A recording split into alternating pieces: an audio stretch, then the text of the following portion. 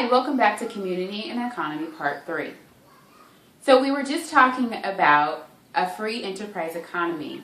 Businesses produce goods and services for citizens who in turn supply their labor and other resources to businesses. So that's what we have with Jody and Kim's business, right?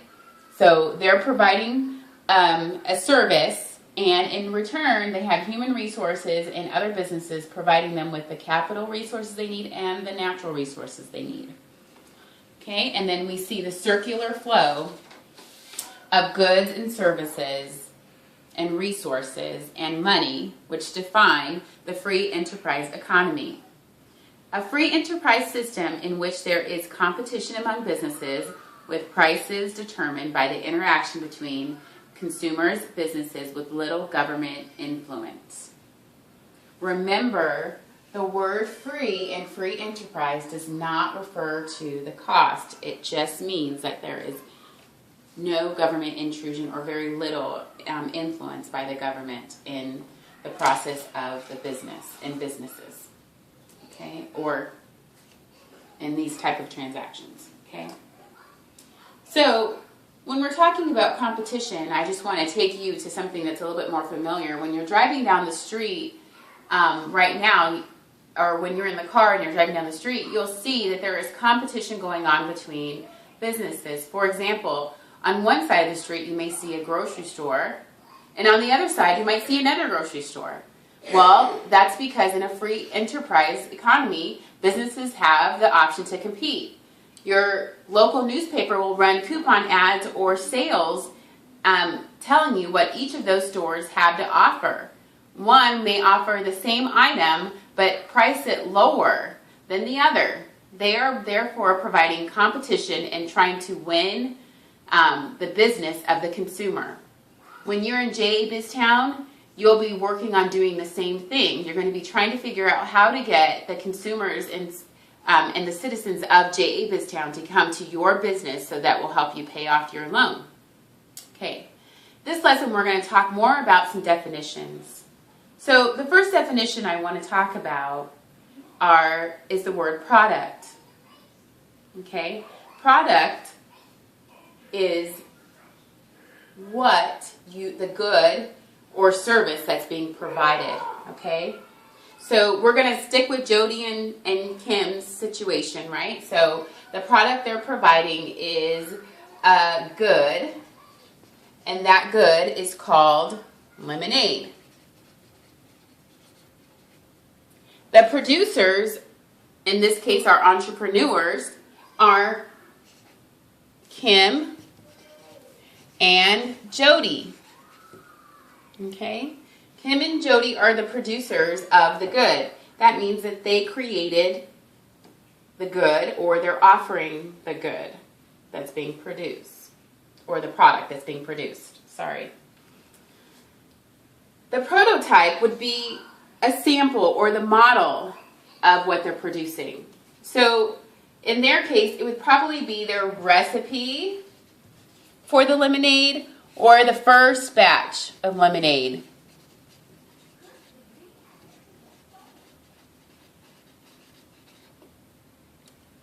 Now the profit, this is where it gets tricky. Profit is the money, right? We're thinking of how much money did we make? Well, in order to get the profit, you have to take the sales, the total amount of sales, and subtract the cost of your resources.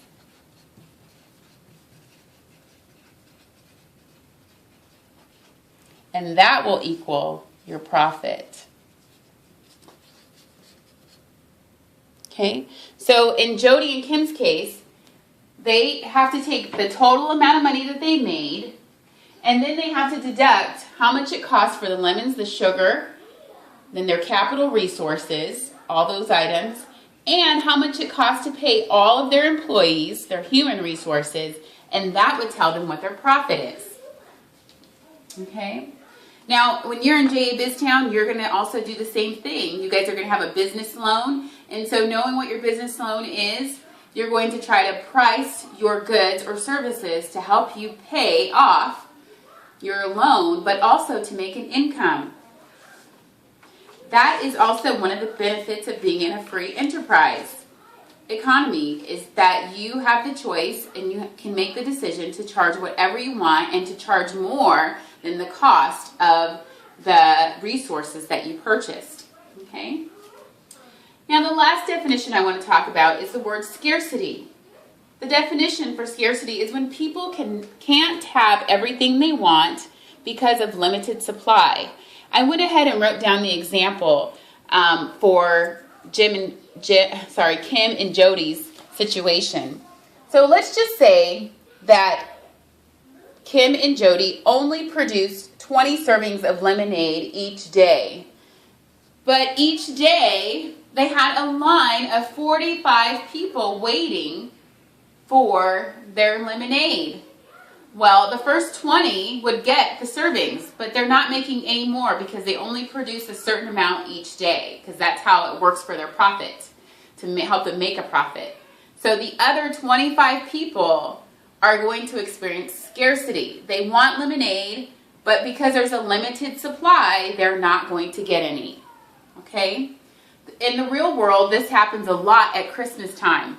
There might be some hot item, toy item that every kid wants, and a big store may only carry a certain amount of those items at a sales price during the big sales event, and only a few people are able to get that. This event is called Black Friday usually, and it usually happens on a Friday right after Thanksgiving, and the store will advertise that they have, X amount of items. So people will stand in line hours overnight to get those items because they know that there's a scarcity of them at that price. So sometimes businesses create scarcity on purpose to increase their profits. Okay. Really quick, I'm going to take this down, because there are some other benefits that we experience in a free enterprise, and it's worth talking about. So some other benefits we experience in a free enterprise is owning property. Maybe that property could be a house. It might be farmland. It might be apartment buildings.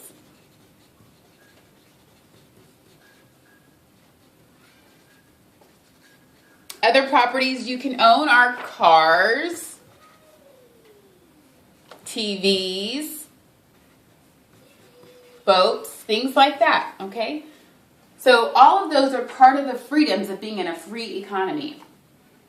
Okay, we also have the benefit of buying and selling. So we can spend our money how we want. So I'm just going to put spend our money. That's one of the benefits. We also can start a business like Jody and Kim did.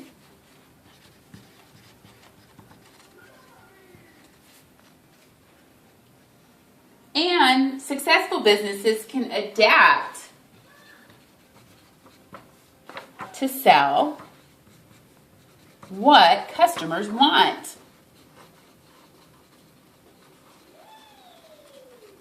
And what that simply means is if the business doesn't have something that they know everyone wants right now, they can start providing that so that they can get more customers into their store or into their business to make more profit. We also have the freedom to invest. You can invest by putting your money into a bank and saving it. So I'm going to put savings because we've talked about what a savings account is. You can also invest your money in another business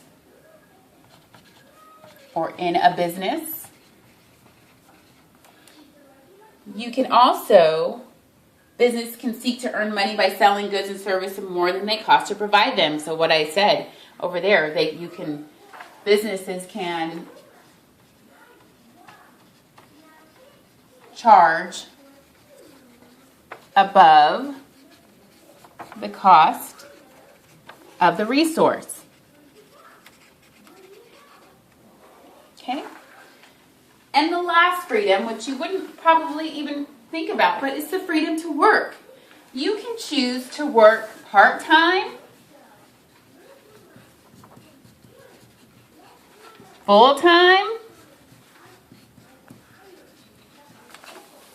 or go to school instead of going to work, and you can choose where to work. And you can choose what type of career you want. Now, these are freedoms that we might think, really? That's what a free enterprise is? That's not a big deal. Duh, that just always happens. And the truth is, it doesn't always happen. There are countries where that has not been the case always. And that, they've had to fight for those freedoms. And even here, certain people had to fight for freedoms to get certain types of jobs. So to be in a free enterprise economy is a blessing. It is not something that we should take lightly and assume will always be available. We have to make sure that we're using our rights to vote and to vote with our freedoms and our rights in mind. Okay? Now, to sum this lesson up, I want to ask you, there are 3 basic economic questions faced by an economy, and they are, do you know what they are? Think about it. Okay, your answer, I hope, came to mind as what, how, and for whom to produce. How much to charge is a concern of businesses after the production of goods. So the 3 economic questions faced by an economy are what, how, and for whom to produce. Okay? Other thoughts are economies face these questions because of scarcity. And lastly, free enterprise is a system in which economic decisions are made in markets by people and businesses. Okay? Free enterprise is a system in which economic decisions are made in markets by people and businesses. Now, if you would like, take some time and do the assessment over this chapter and see what you know. Have a great rest of the day. Bye.